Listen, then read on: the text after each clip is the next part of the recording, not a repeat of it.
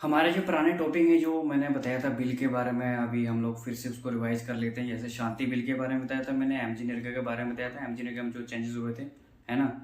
उसके बाद मैंने एक जो विकसित भारत शिक्षा अधिष्ठान के बारे में बताया था। तो शांति बिल किसके बारे में था? जो प्राइवेट सेक्टर को इंसेंटिवाइज करेगा न्यूक्लियर पावर के लिए, ठीक है। तो न्यूक्लियर पावर को प्रोडक्शन करने के लिए इसका कितना कंट्रीब्यूशन था? 3% बताया था इंडिया में।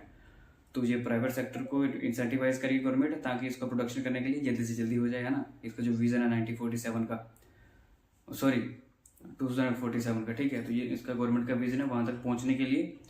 तो इसलिए गवर्नमेंट क्या कर रही है, शांति बिल लेके आएगी, ताकि जल्दी जल्दी हम लोग प्राइवेट सेक्टर को इंसेंटिवाइज करके इसका प्रोडक्शन कर पाए, है ना। और जो अपने एमजी निर्गा था, इसका जो चेंजेस हुआ था विकसित भारत करके, ठीक है। जैसे विकसित भारत गारंटी रोजगार एंड आजीविका मिशन ग्रामीण, ठीक है।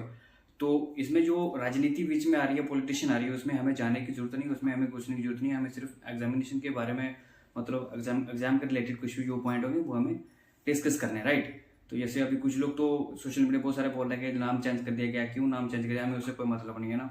हमें देखना है कि इसका पर्पस क्या है, कि कैसे कैसे करती है। तो मैंने बताया होगा कि इसके जो 100 दिन था, उसको 125 दिन कर दिया गया है, ठीक है। और जो पहले डिमांड ड्रिवन थी वो सप्लाई ड्रिवन हो गई है।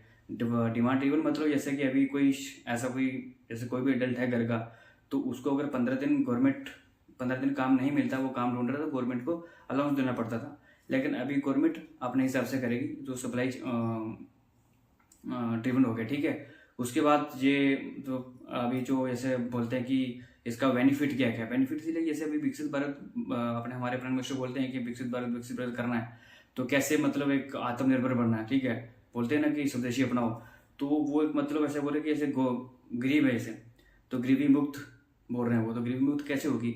ऐसे ही होगी जैसे घर में जो अपना काम रोजगार मिलेगा एक अडल्ट को, तो एक घर जो गरीबी से निकलेगा, तो वहाँ पे एक मोहल्ला गरीबी से निकल सकता है। एक मोहल्ला गरीबी से निकलेगा तो एक पूरा डिस्ट्रिक्ट गरीबी से निकलेगा।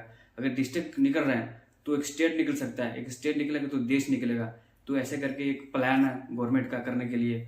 तो इस विजन तक पहुंचने के लिए तो गवर्नमेंट ऐसा कर रही है। बाकी कुछ लोग बोल रहे हैं कि नाम चेंज क्यों किया है, एमजी नाम हटा के वहाँ पे ऐसा कर दिया, ऐसा करके, हमें उससे कोई मतलब नहीं है। हमें ये देखना है कि इसका पर्पस क्या है, मतलब क्या है, हमें पूछा जाए तो कैसे कैसे बताना है, ठीक है, इसके बारे में।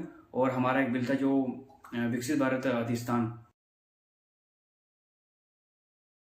बिल था हमारा, उसने जो अभी चेंजेस करी ये मतलब हायर एजुकेशन के लिए लेकर आए थे ये बॉडी, ठीक है।